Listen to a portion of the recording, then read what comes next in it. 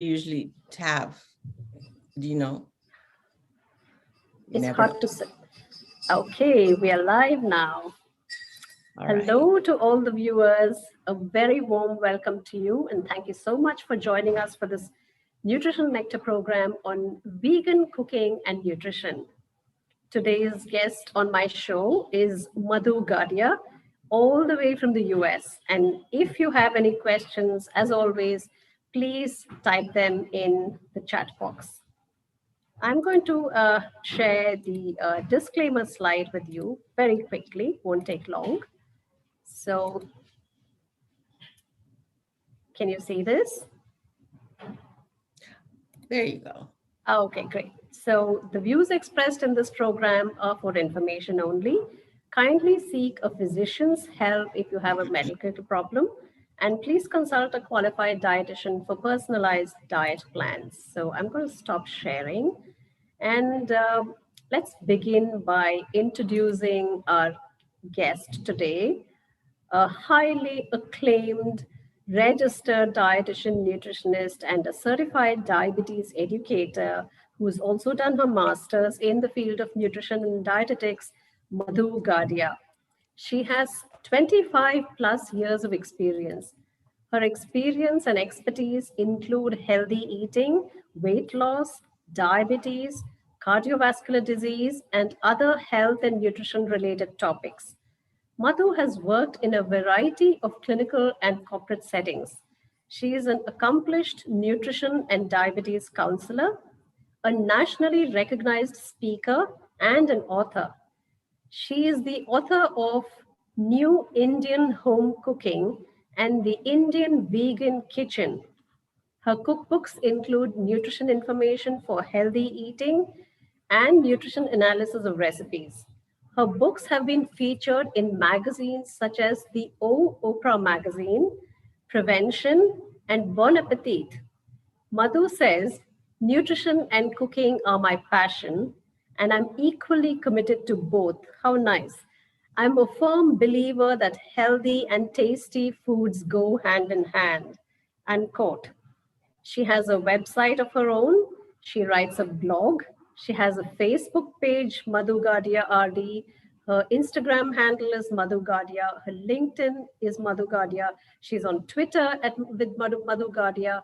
And she also has a YouTube channel, Madhu Gadia 1. Wow, that's a lot of accomplishment, Madhu. It's so wonderful to have you with us. A very warm welcome to you. And thank you for accepting the invitation and joining this program. Thank you, Sheila. I'm honored to be here. It's very nice for you to reach out. So I look forward to it. Wonderful.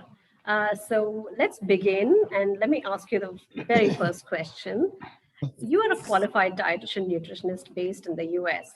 Did you study in the US? And if yes, can you tell the viewers how different it is to study in the US versus studying in India? That is, if there's any difference. You know, I did my bachelor's from GB Pant University in Uttaranchal, I guess. And that was in home science way back when. And then I did my master's and right away I got married and came to US, and I did my master's from University of Illinois and in foods and nutrition. And I would say the biggest difference I still remember then to now is it is definitely harder. The courses are very competitive and you had to work pretty hard to get your grades. And but beyond that, I felt the friendship wasn't there. I missed my friends because when I was in India, everybody that's doing masters in nutrition will be in one class and will move together, whereas here you pick classes and every class you go into is different people. It's rare that you will even see one or two same colleagues. And so I just felt a little by myself out there.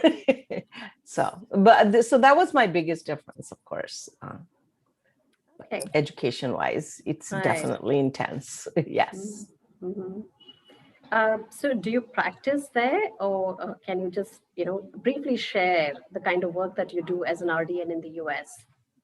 So I worked in clinical settings for practically the first 20 years of my career, longer. And then as far as career is concerned, I wrote a book in between. So I wrote my first book actually in 90. It was released in 97. I wrote it by the time it was done, it was 95. And so after that, my interest kind of expanded into both culinary and nutrition. And I was kind of drifting and I wanted to do more of that. And I worked in Better Homes and Garden, if you've ever heard of that magazine. Yes. Happens to be based in Iowa. So I was working there as their clinical editor or nutrition editor. And then after that, I wrote my second book, and then I went and worked in for Compass Group, which is a huge food service company. And they wanted, I was a wellness director there, and they wanted to actually change what they served in the cafeteria, because they had like 5,000 employees in that building, and at least 60% ate lunch there in the cafeteria. So how are you going to make it so that people can choose to have healthier options and of course eat there? Financial reasons. So my job, that was a brand new venture for them, is to have dietitians in the cafeteria, teaching the chefs and teaching the customers better choices. So that was pretty exciting. That was my last job. Yeah, that's nice. And Yeah. Better Homes and Gardens is a very, very well-known magazine. Yes, it's And I almost think it's 100 years. It's yeah. Yeah, I think it's quite popular in India as well, and I've seen it in some libraries and some friends' homes and things like that. That's wonderful. So there's a company, and I worked for they had different magazines. So they had a diabetic living, and that's where I was the nutrition editor. And they had heart healthy living and a diet magazine. So I was kind of doing their special interest sections. Yes. Wonderful. It was pretty cool. Yeah. So being in the US, are you a member of the Academy of Nutrition and Dietetics? And if yes, do you have a role to play in this association? And I think it's the largest association of dietitians probably in the world. Yes, I think there's 70,000 plus dietitians in there. Yes, I am. I've been a member since I became a registered dietitian. And as far as a role, I am currently in Indians in Nutrition and Dietetics. I'm the treasurer in that, treasurer, secretary. I play that role in there. And other than that, I've been an editor of Food and Culinary, DPG. So for their magazine. So I've played a couple different roles, but more than that, I love going to their food and nutrition conference. Yes, and that's held every year, right? It's held every year. I've actually presented twice, so so that's pretty cool. Oh, wow. Pretty honored for that. Yes. Wonderful. So I was like browsing on the net, and I was actually going from one article to another, and that's how I came across an article that mentioned you and your love for Indian cooking. So that's how actually I reached out to you. So have you always had a passion for cooking and Indian food, or is it something that that you developed when you went to the US because you missed Indian food? I thought about that question, and it's an interesting question because in some ways I've enjoyed cooking, but I think it was I fell into it sort of as far as writing and teaching because one time my friend and we were walking, and this gentleman came to us and said, would one of you be willing to teach an Indian cooking class? And because some people I know are interested in an Indian cooking class. This is like 25 years ago. And right away, I told my friend, are you interested? Otherwise, I am. She goes, I'm not interested. So this was sort of like the beginning. I just went right away to a local kitchen store, and they used to offer some cooking classes. And I offered, and she goes, let's try it. We never know.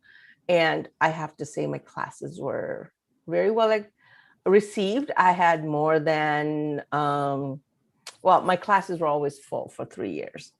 And then after that, so I taught them for 3 years, and they were 4-week classes. Well, in that process, I got tons of recipes. So at that time, I had a dietitian that I really admired who wrote a cookbook for diabetes and healthy living, and actually 2 different dietitians. And I'm like, how'd you do it? How'd you do it? And basically, and then I wrote my first cookbook, and I was just driven to write that cookbook, I think. And then I couldn't publish it because I wasn't a well-known entity. And so I self-published it. And I just didn't stop, I guess. So this is, I have to show you. Oh, yes. This is my light and luscious cuisine of India, which from A to Z, I did it all. From writing to copy setting, getting it printed, and cover design. I mean, I hired people to do some of the things. And, but that was kind of, it's like somebody just walks into your life. You take the opportunity, you take the message, and I just kept going. And then that book I sold to Penguin Random House, the publishing company, and they renamed it as New Indian Home Cooking. So really, it's the same book, except they wanted me to package it. So I had to put some other stuff in there. And so I could stop selling the light and luscious and let the professionals handle that. And yes, so, and then I wrote the second one 10 years later.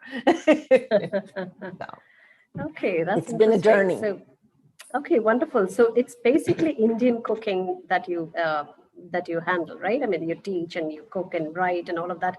Everything is about Indian cooking. Am I right? Yes, I want to make sure that's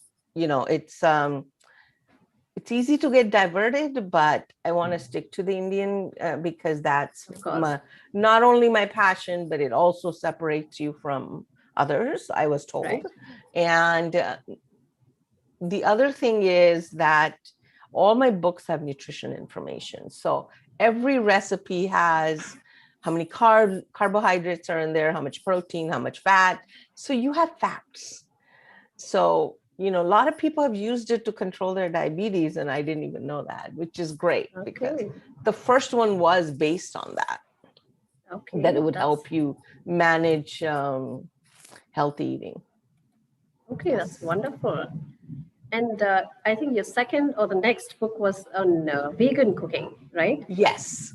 So what got you interested in vegan cuisine? So I would say the vegan cuisine was another one that just came to me.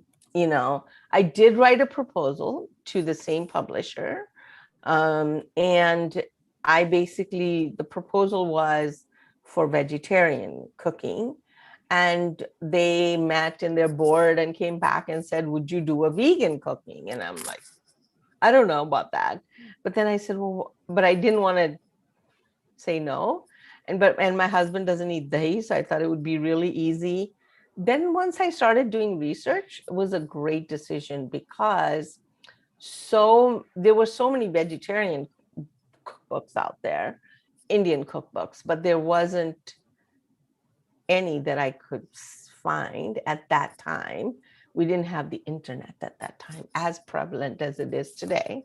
So, and basically it was done, so I said yes. And then I had to research. And so that's why the vegan came along. I wish I could say I was like, it was all my idea.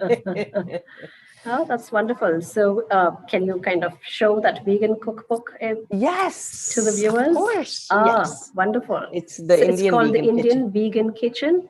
It's called the Indian Vegan Kitchen. Wow. Yes. And how many recipes do you have in it? Approximately. It says 150. Wow. Quick and healthy. That's another thing. I'm all about quick.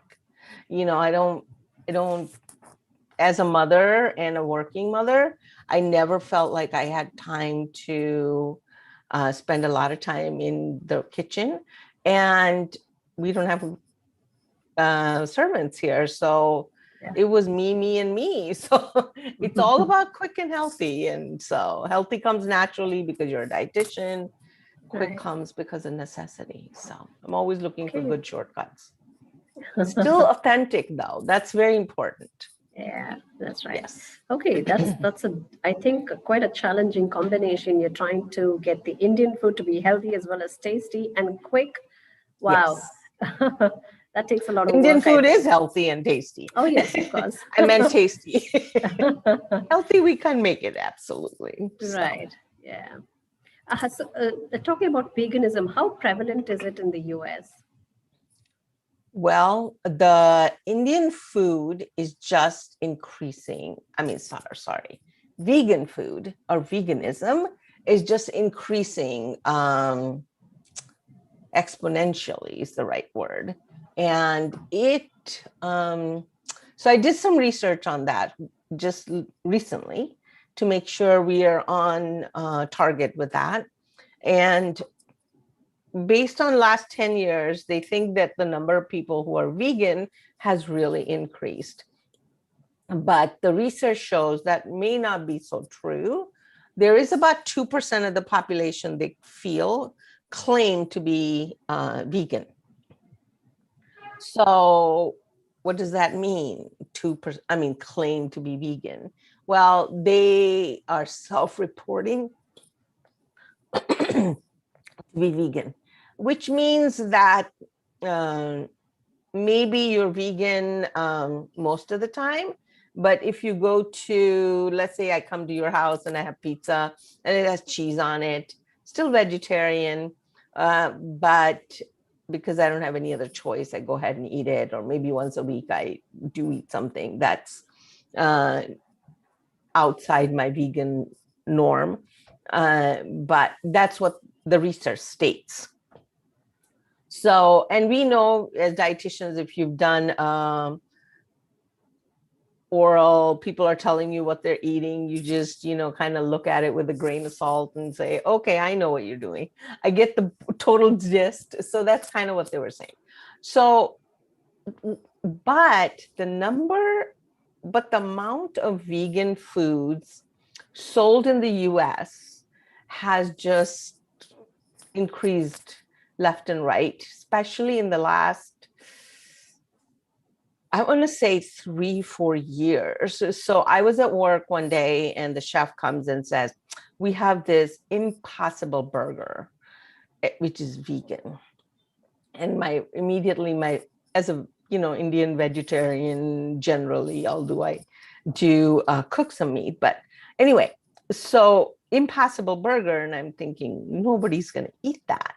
Well, that Impossible Burger, and there's another name for it, has just sold so many burgers. Apparently, it's not bad in tasting. I did taste it. And it is vegetarian protein and or vegan protein. There's no cheese in it. And they claim that the majority of the increase is because of the people who want to eat more plant-based foods. Okay, so the number of people wanting to eat plant-based foods is what's driving the market. Okay, so there is something like, what did I see, that it's all in the money, right? Everything is in the money. So hold on. Oh, here it is. All right. In plant-based food industry is thought to grow from $4 billion industry to something like 80 billion by 2030. We're already in 2021. I know. Yeah. So we need to figure out how to market this, right?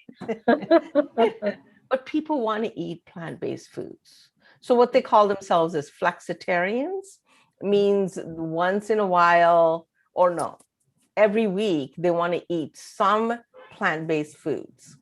And because meat is huge, part of their diet, they want foods that taste like meat or are similar to meat. So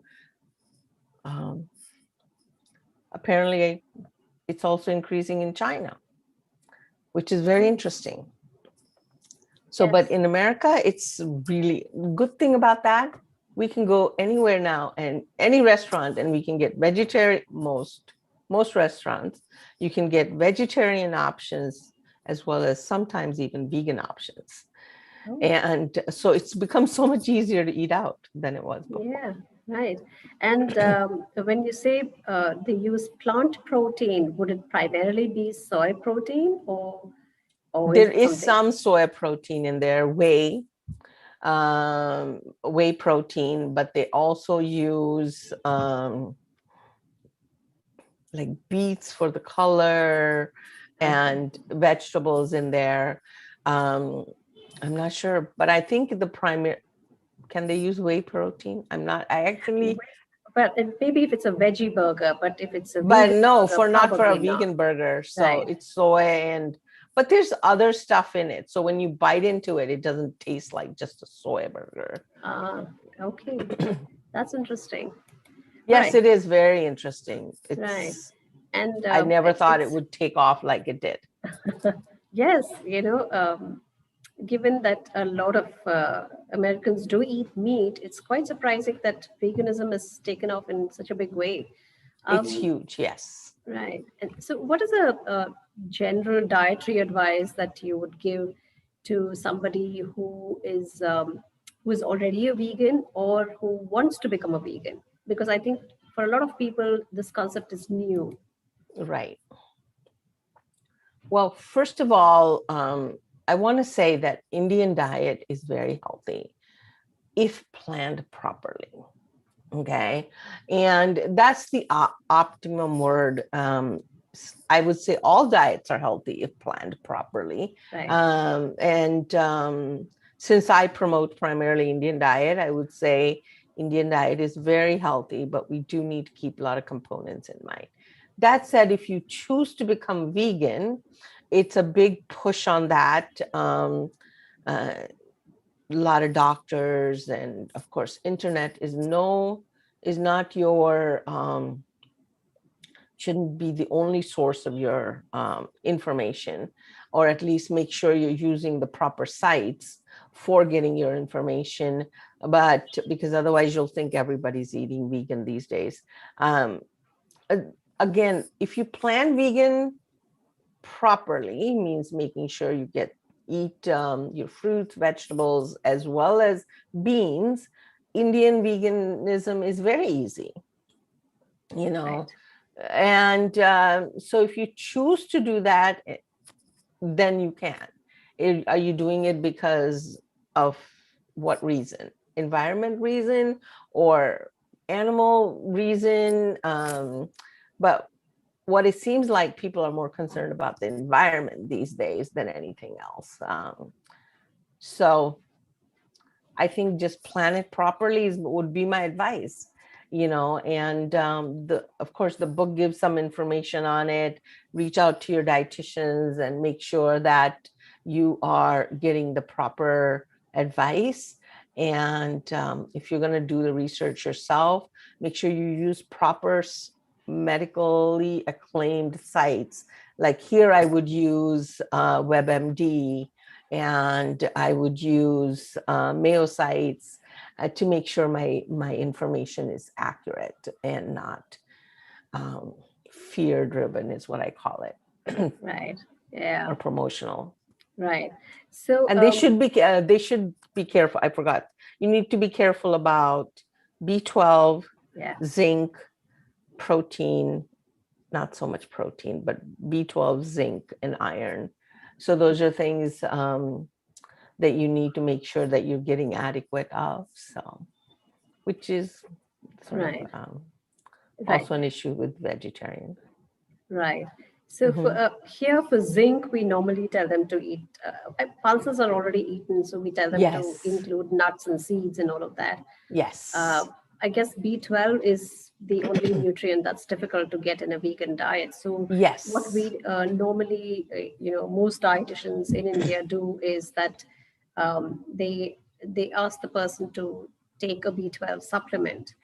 And that's the only supplement. Otherwise, I think a vegan diet can meet all the other yes, nutritional absolutely. requirements, right? Yes, so if planned yes. well, as you rightly said. Yes. And, I did a talk to Indians for the American Physicians Association. And, you ask people and, they've forgotten to eat dal every day, or even, because they're so busy, nobody has time to cook, so they're eating salads and to be healthy, and now this not balanced, and they're not eating their adequate vegetables. So yes, we need to plan, think, and make sure you're including all the different food groups. Right. Yeah. Okay. Yes. That was. Thank you so much for that. You probably have online cooking classes, but do you also have offline cooking shows or classes that people can enroll themselves in? And would the Indian population be able to enroll in your classes, in the online classes, if you have any? I'm not doing any online classes right now that are paid for. I mean, that you have to pay for or even are free. I am pretty much doing things that if an organization asks for it. So everything on my website is free. It's available for anyone to use. There's lots of recipes, videos. So last 2 years, my whole focus has been just on Indian cooking and promoting Indian cooking, and kind of taking it off from my books and just really getting people to become familiar with it and cook from the Indian from the books, or just cook Indian is what I was trying to say. So what was your question again? I got carried away.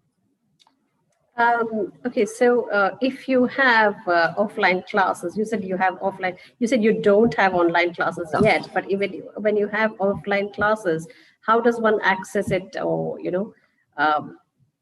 how do people enroll for these classes to learn more Indian cooking? And I suppose it would be only in the US, or probably only in the place. It's frozen. Think. There we go. We're back on. Okay. So I don't have classes. I have done a webinar. I've done cooking classes, but in the last 1 year, but they've all been through an organization. Like Old Ways is a very popular organization on the East Coast. And they wanted me to do a cooking class. And we had they did a Facebook Live, and we had 1,000 people who joined, and we did, and 300 people through Zoom. So that was a very successful class, but it was because it was done by Old Ways. I find that their reach is far greater than mine. And at this point, I'd rather have people just reach out to me and do it that way than the other way. So I have a feeling.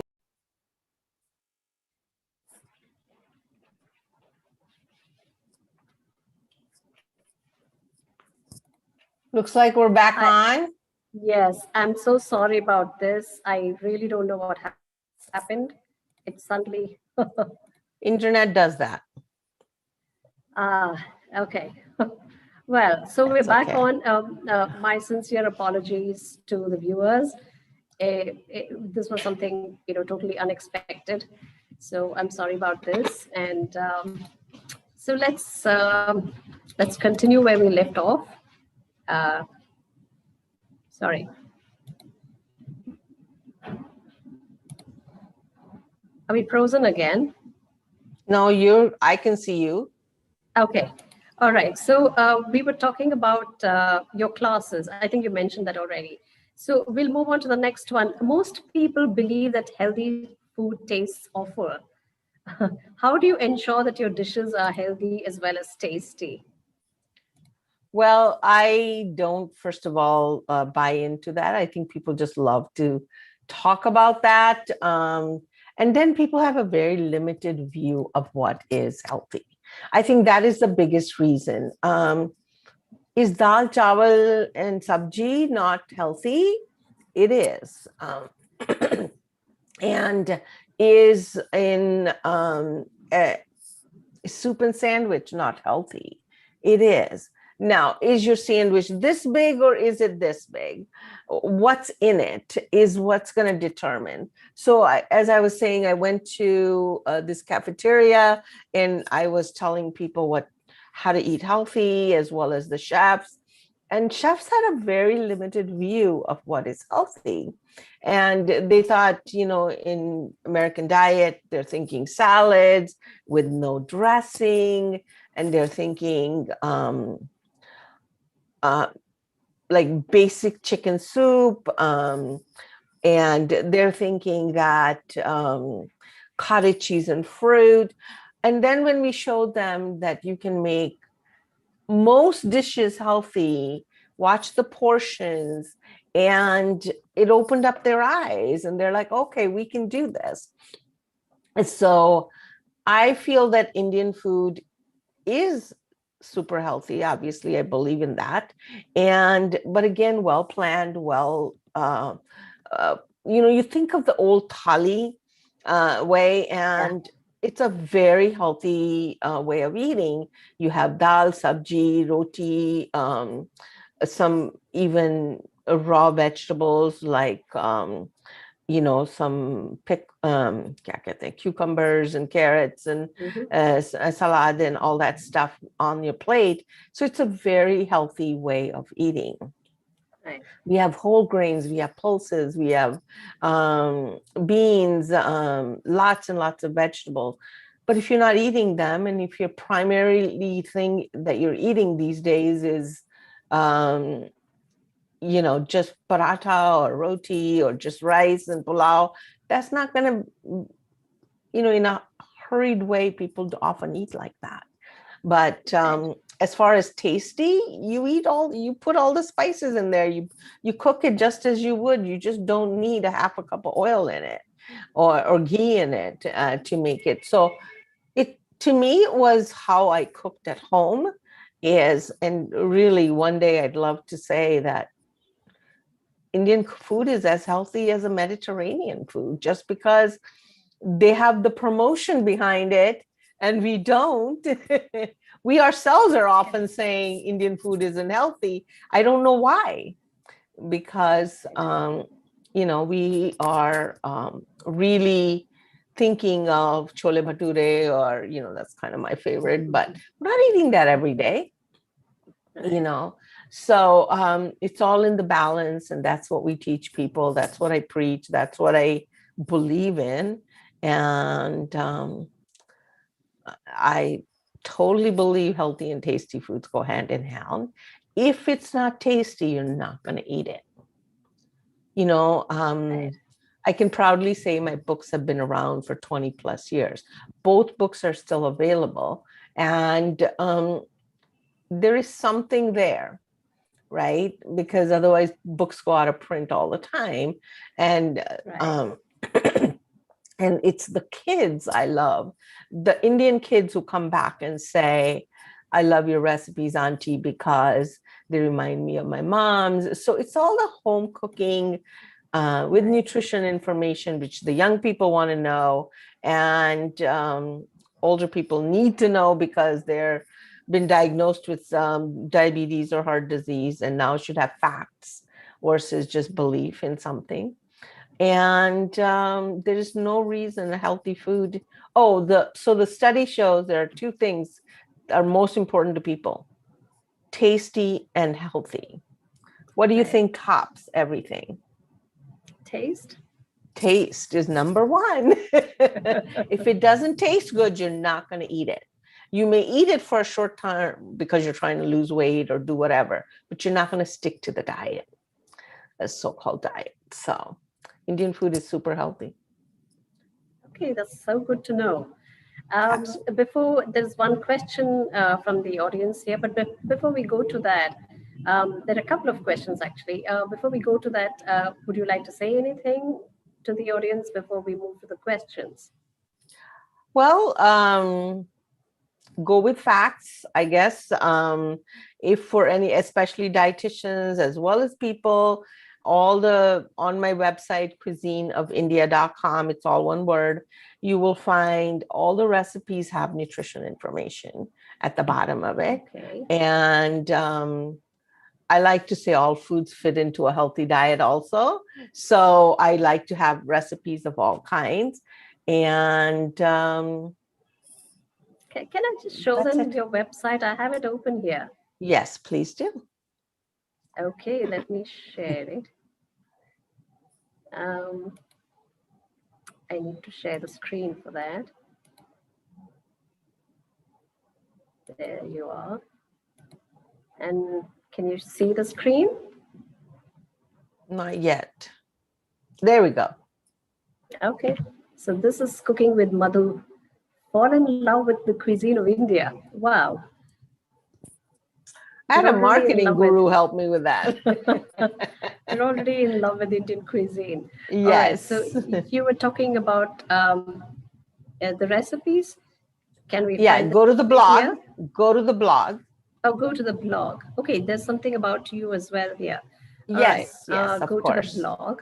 Yes, and recipes. There we go. So blog, first hit the blog. Yes. Okay. Yeah, I did that. And we are on the recipe page. Right. So these are the recipes, but just hit blog. Don't go to the recipes. Okay. Yes. Yes. A friend of mine just asked me the other day this chicken tikka recipe, and there we go. So these are my blogs, and these link to the recipes. And so I'm trying to just kind of go with, this is a promotion I did with Old Ways. So Oh, this is COVID time, is it? it's, I only started in January Okay. last year. So it's been 1 year. I mean, restarted, I should say. Okay. So yeah, well, there are some more pages of it, but I've just shown the first Yes, page. yes. And then And now do I go to the recipes? yes, just go to blogs. There we go. Yeah. And you can sign up for the blog, of course, so you can get it in your emails. Mm-hmm. Cran apple Yes. chutney sounds nice. Oh, that is really turned out good. Okay. I actually Okay. love that chutney on it, crackers. Oh, okay. So it's Wonderful. And do you have some video? I see videos here. Should I click on that? yes, sure. So you actually demonstrate? No, yes. Okay. Veggie bean burgers. That sounds interesting. So that's made with chickpeas or garbanzo beans. Okay. And Yes. it's actually quite, and then I Chana. have yes, chana. Yeah. Okay, wonderful. And you're cooking with your grandson. How nice. Yes, he wanted to be in the video too. He's like, Nani, how can you do it all by yourself? So it was my Okay, pleasure to have wonderful. him. All right, great. So we have Madhu's website here. It's called cuisineofindia.com. Is that right? Yes. Right. So I'm going to stop sharing the screen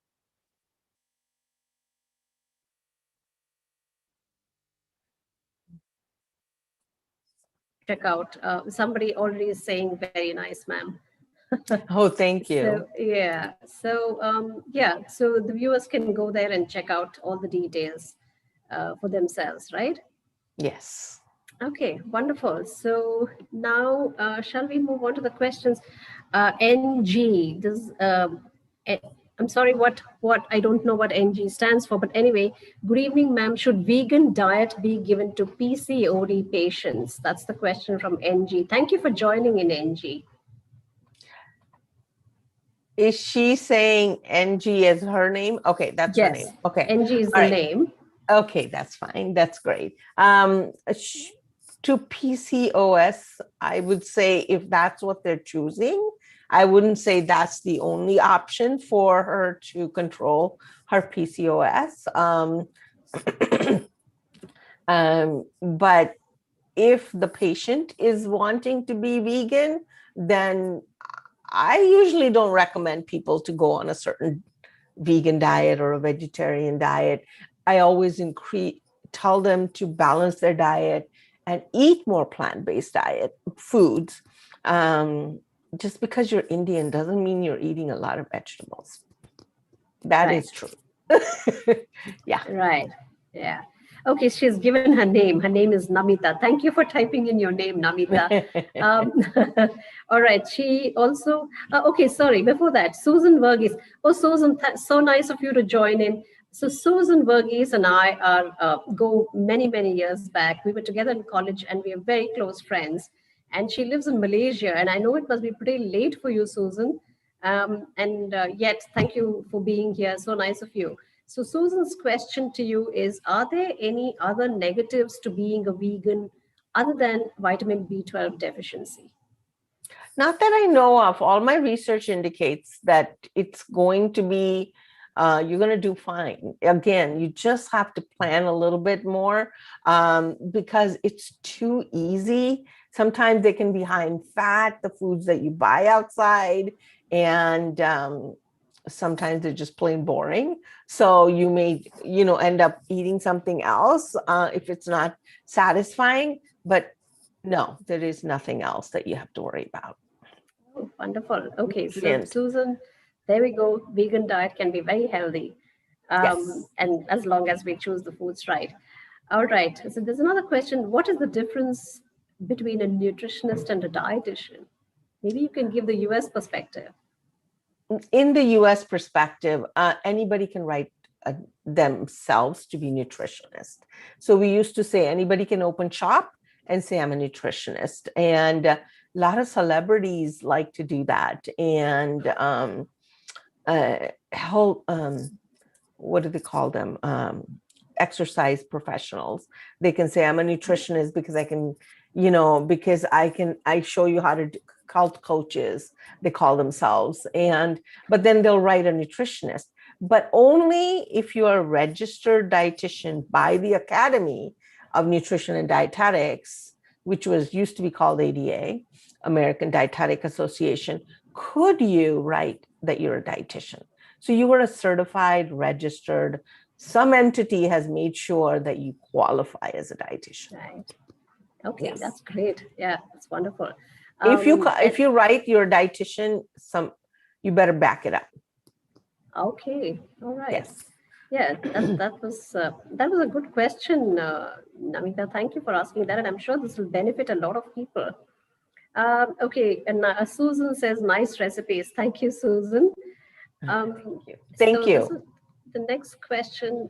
There is a new NDS diet coming on YouTube. I don't know what NDS stands for, but NDS diet coming on YouTube. They say go vegan, even water fasting. It's a spiritual diet. Is it possible to fulfill nutrients with it? With water? I don't think So, so. Yeah, and you know no. what? That's what I mean by making sure that you use a credible source for your nutrition information or medical information. That is, if Right. you look at, and this is something you fight all the time. I remember very distinctly a patient coming to me and asking me about some diet, and I said, I haven't heard of it. And she said, what kind of dietitian are you if you haven't heard of it? If you don't know the diet? And I'm like, there's so many diets out there. And it's usually when they fail, you come to me. And then we know that, so I have no idea. There are tons of Yeah. diets out there that I don't, Oh, certainly yes. not aware And of all of them. right. And a lot of them are not, excuse me, a lot of them are not scientific. I think, Exactly. They're right. not So backed yeah, up. not backed by science, not evidence based, and doesn't work most of the time. So, and And you whatever can't you're stick trying to out a it. diet for, oh yes, that's right. And whatever you're trying this new diet for, if it doesn't work, then it's not even worth it. So the best thing to do is to go to a qualified dietitian, whether you're in the US or in India or anywhere Mhm. else. Get help from a qualified dietitian and get the right kind of diet that is tailor made for your requirements. I think that's the way to look at it. Yes, exactly. Right. Yeah. So she also says this new whatever diet thing, which is on YouTube, claims that it cures all diseases, and following it, I feel very light. And well, I don't know.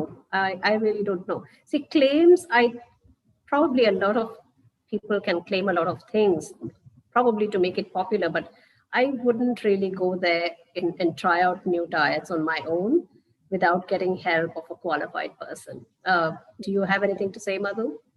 I would say all diets will work. I used to say they don't work, but now I say all diets will work for a short time. Okay. So you go on this NDS diet, or a lot of my friends went on gluten-free diet. They felt so much better. And then, well, sure, because you're eating better for those few days, because you're paying more attention, and therefore you feel better. But can you stick to it? And not only that, was it the gluten-free, or was it the NDS diet, or drinking so much more water?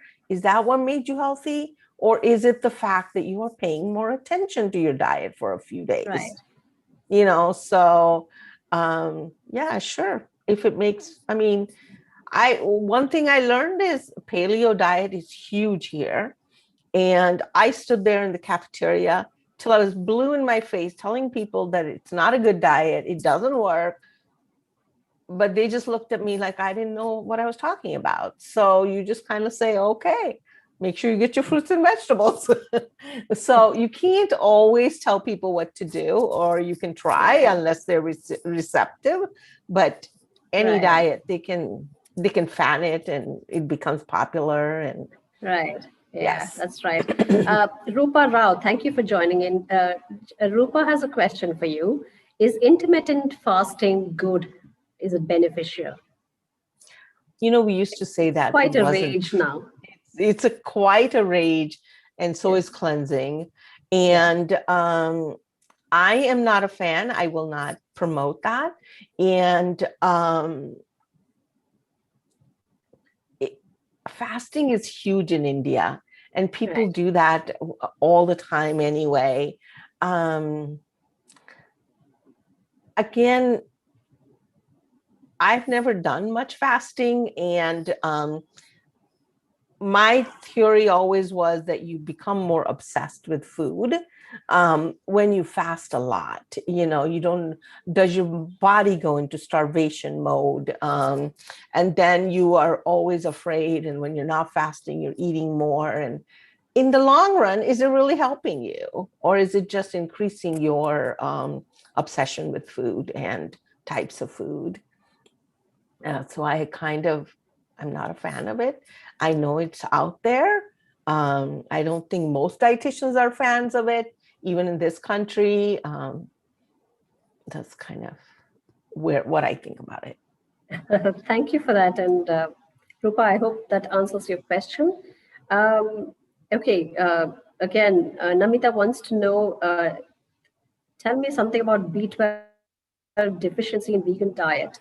I think you've answered that question already, but would you like to add anything else to what you have said? It's something that I'm not sure that you can get from food. And sometimes it's your body makes B12 actually. And majority of the people don't need to worry about it.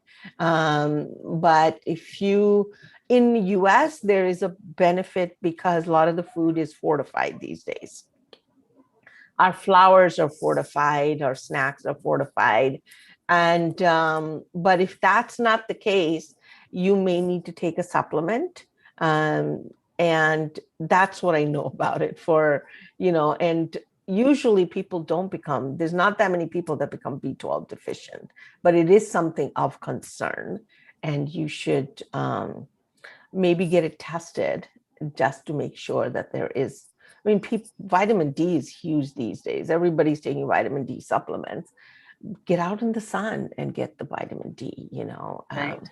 etc. So, Yeah, right. In fact, in India, we do see quite a number of people with B12 and vitamin D deficiency now, in spite of dairy consumption and all of that. So, I think doing tests to find out if there's a deficiency has become quite a routine thing when you go for a checkup or something like that to your physician. yes, I would get it tested. I wouldn't assume anything. Right. Yes. Absolutely. So if And there's a here deficiency, you would want to talk to a doctor. Yeah. And by the way, I got diagnosed with B12 deficiency. I can't believe I did, and I have to take shots and not supplements. They feel that shots work better in absorption of B12. Right. So. Yeah.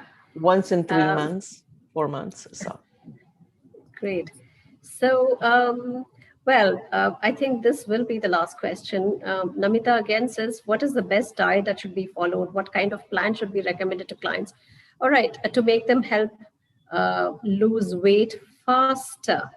I wouldn't really recommend quick weight loss. What do you think, Madhu? Agree with you 100%. By the way, just FYI, there is on my website, there are some meal plans just to they're 500 calorie dinner meal plans or meal plans. So that might be helpful. My big thing with meal plans is individualize, see what they like, make sure you include the foods they like. And that's kind of exactly what Sheila, you're talking about. And so for me, it's been a pleasure just because I can see our science isn't different. And what we're telling people isn't different. Yeah, absolutely. Thank you for that. All right. Okay, thank you for answering the B12 question, she says. You're welcome, Namita. And as a vegetarian, Rupa wants to know, she's 39 years of age, what healthy diet should be followed? Well, I think Madhu has just answered that. Go to her website, check out the meal plans, and you will get some healthy options there. Watch your portions. If you want to, yes, absolutely. Watch your portions. If you still want more help and individually planned meal plan for you, I think you need to meet with a qualified dietitian. Yes. And I'm sure you'll get a proper healthy diet that you would like to follow being a vegetarian. So hope that helps, Rupa. There are no more questions, Madhu, so great. I guess we can wind up and say bye-bye to the viewers here. Yes. Would you like to say anything else? Thank you so much, Sheila, and thank you for the participants. It's so nice to be able to relay my years of knowledge, I guess. And like I said, I'm most excited about the fact that we are saying the same things, and whether it's in India or here, and we're here to help people. And go to a qualified dietitian, get yourself tested, and all diets fit into a healthy diet. Absolutely. Reach Thank you out to so much. me. Feel free to reach out to me through the website too. There's a contact information. Oh, that's so nice. That's really lovely. So you can write to Madhu via her website. And Yes. once again, thank you, viewers, for joining in this session, and hope to see you again in the next Nutrition Nectar session. Stay tuned; the announcements will be made. And Madhu, it's been wonderful having a chat with you. Thank you so much for making yourself available. I know it's early morning for you, but still you're here with us. And thank you once again. It was excellent to chat with you. And thank you we'll again, stay in touch. Sheila. Thank you. Yeah. Yes, thank you My again. pleasure. Yeah. Yes. Bye-bye. Bye.